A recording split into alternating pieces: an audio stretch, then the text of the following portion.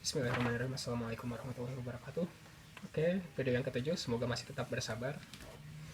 Mohon maaf dari tadi bilang terakhir-terakhir, ternyata masih ada yang masuk disampaikan ya.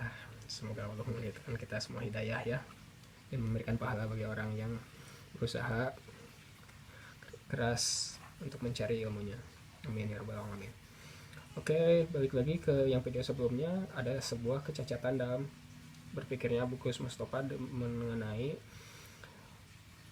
penerimaan ataupun penolakan hadis, acuan dalam menerima hadis bisa diterima atau tidak. Ada sebuah kecacatannya karena melanggar pada metodologi dengan alasan bisa dibantahkan dengan video-video yang tadi saya ungkapkan. Jadi Bapak Agus mengatakan karena kalau misalkan hadis itu diterima disesuaikan apakah sesuai dengan Al-Quran atau tidak, padahal bukan seperti itu ya.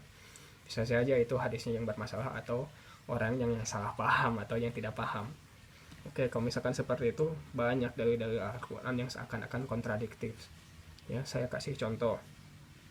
Semua orang mungkin tahu ya, seorang Islam pasti tahu Al-Baqarah ayat 2. Hudal lil muttaqin, petunjuk bagi orang yang bertakwa. Tapi di Al-Baqarah ayat 185, Syahrul Ramadan allazi unzila fihil Qur'an hudal linnas. Jadi yang benar yang mana? Petunjuk untuk orang yang bertakwa atau petunjuk kepada manusia? Kalau petunjuk kepada manusia kan berarti semua nih, yang mau bertakwa mau yang kafir petunjuk. Tapi ini ada kata-kata hudal lil muttaqin, berarti hanya untuk orang yang bertakwa. Orang kafir apakah tidak menjadi petunjuk Al-Quran? Seakan kontradiktif ya. Ayat-ayat yang seperti itu ada banyak, seakan kontradiktif. Bagi orang awam mungkin menganggap itu sebuah kontradiktif.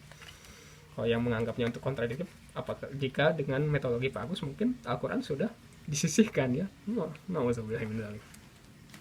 Oke, sudah hampir dibahas semua mengenai masalah ini. Lalu ada sebuah pertanyaan lagi. Kalau misalkan Bapak Agus menolak hadis, tata cara sholat Pak Agus dari mana?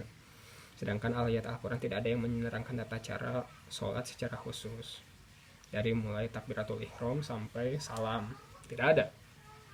Saya sudah melihat video Pak Agus Mustafa di tidak ada azab kubur di menit ke 37.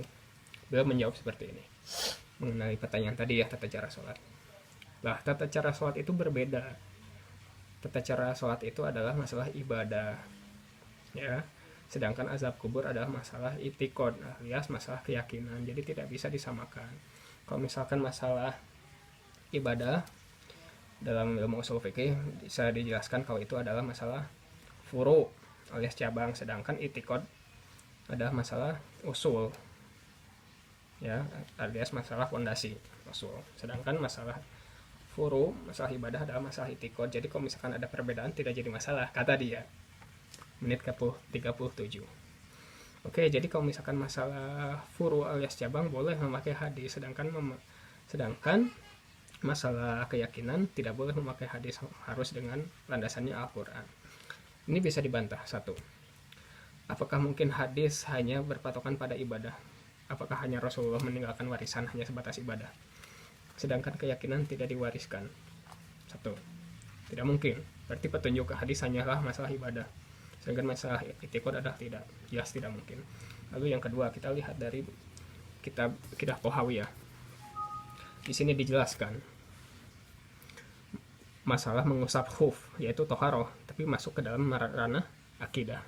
Nah, kenapa bisa seperti itu? Padahal itu adalah masalah ibadah, tapi kenapa bisa masuk ke dalam ranah akidah? Padahal itu masalah ibadah loh, mengusap khuf, mengusap sepatu. Bisa dilihat. Ini kata Imam At-Tahawi, kami juga berpandangan bolehnya mengusap dua khuf ketika sedang safar atau berpergian jauh ataupun ketika bermukim, sebagaimana disebutkan dalam asar. Wah, ini masalah ibadah kok, tapi masuk ke dalam akidah. Penjelasannya apa? Kenapa At-Tahawi menyebutkan masalah ini dalam masalah akidah? Karena sunnah mengusap kedua khuf diingkari oleh ahli bid'ah dan ditetapkan oleh Ahlus Sunnah wal Jamaah. Dan masalah sunnahnya mengusap kedua khuf ini terdapat pada hadis-hadis yang mutawatir dari Nabi ya. Jadi kenapa masuk ke dalam ranah akidah? Karena alasan penolakannya menolak hadis-hadis riwayat mutawatir. Mutawatir apa? Diriwayatkan oleh sebagian besar orang yang tidak mungkin berdusta. Loh, bagaimana bisa sebagian besar orang tidak mungkin berdosa. Ya, saya kasih analogi seperti ini.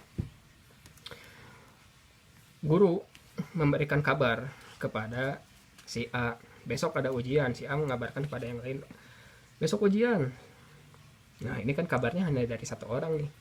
Tapi kalau misalkan mendapatkan kabarnya dari A sampai ke F atau sampai ke Z yang berjumlah puluhan, tidak mungkin mereka berbohong karena saksinya ada banyak. Ya, begitu juga hadis itu yang disebutlah mutawatir.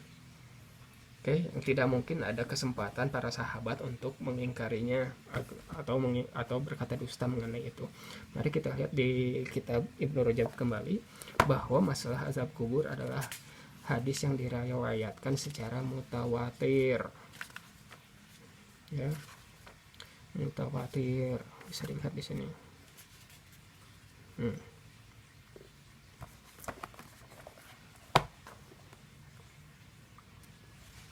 Sebentar. Nah, ada beberapa hadis mutawatir ya dari Nabi mengenai siksa kubur. Pertama dari Aisyah. Oke. Amroh dari Aisyah, sama masih dari Aisyah ya. Terlihat dari Abu Hurairah. Masya Allah, ada banyak ya. Ya, beda lagi. Masya Allah, ada banyak. Abu Ayyub Al-Ansori, ada banyak orang sahabat-sahabat yang meriwayatkan adanya azab kubur. Berarti ini adalah mutawatir, tidak bisa disangkal. Tapi Gus Mustafa menolaknya karena hadis itu belum tentu sahih, doif, atau mau dengan acuan yang tidak jelas sama sekali. Masya Allah, astagfirullahaladzim. Saya harapkan Bapak Agus melihat video ini ya, mudah-mudahan. Terus kembali lagi mengenai masalah penulisan hadis. Bapak Agus dan juga para fansnya mengatakan kalau hadis itu ditulis setelah Rasulullah meninggal. Bisa dilihat di sini, halaman 96. Ya.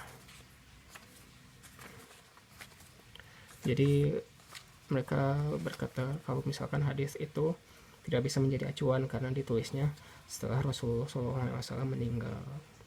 Mari kita lihat di Kutubus Sittah, yaitu Sunan Abu Dawud.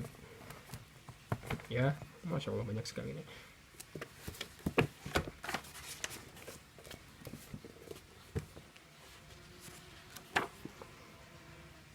Bisa dilihat hadis nomor 3646. Oke. Abdullah bin Amr berkata, aku menulis setiap ucapan yang aku dengar dari Rasulullah SAW karena aku ingin menghafalnya. Akan tetapi orang-orang Quraisy melarangku dan berkata, apakah engkau akan mencatat setiap ucapan yang engkau dengar dari Rasulullah, sedangkan beliau adalah manusia yang berbicara saat marah dan ridho. Sebab itu, aku pun berhenti menulis. Aku kemudian menceritakan permasalahan itu kepada Rasulullah SAW. Beliau memberikan isyarat dengan jari beliau ke mulut. Aku bersabda, tulislah.